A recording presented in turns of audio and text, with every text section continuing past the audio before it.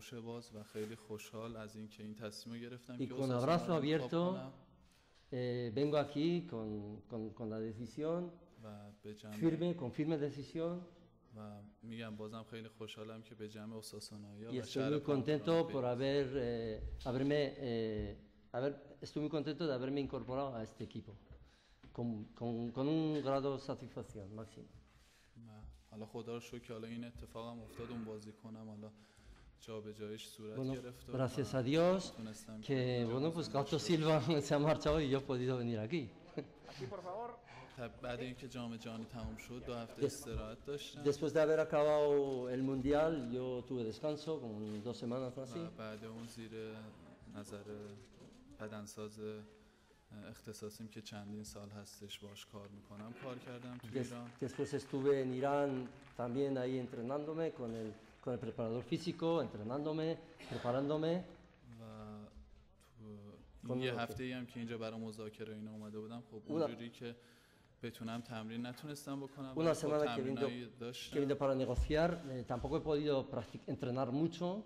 ولی خب تمام تلاشمو میکنم. Pero intentaré por todos los medios que a nivel físico, como no esté bien a nivel físico, pues con más entrenamientos llegaré a mi máximo,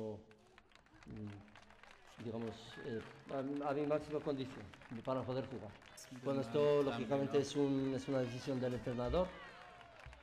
تلاشمو میکنم Yo intentaré و por برای todos los همینم medios. اینجام که کمک کنم. Por eso estoy aquí para ayudar. به اوساسونا و Para تمام poder سعی ayudar a تلاشمو میکنم. Osasuna.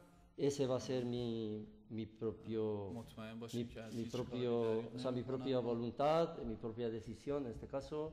برای اینکه مردم پامپلونا رو خوشحال کنم. Para que la gente de Pamplona esté contenta con el juego.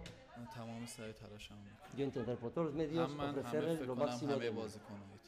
No solamente yo, sino todos los jugadores. Hombre, tendría que entrenar 2 o 3 días y ver a ver cómo estoy. Porque antes entrenaba solo y ahora con grupos diferentes, ¿no? Hacía entrenamiento a nivel individual. Bueno, la verdad es que no había visto al equipo. Cuando vi al equipo me quedé sorprendido.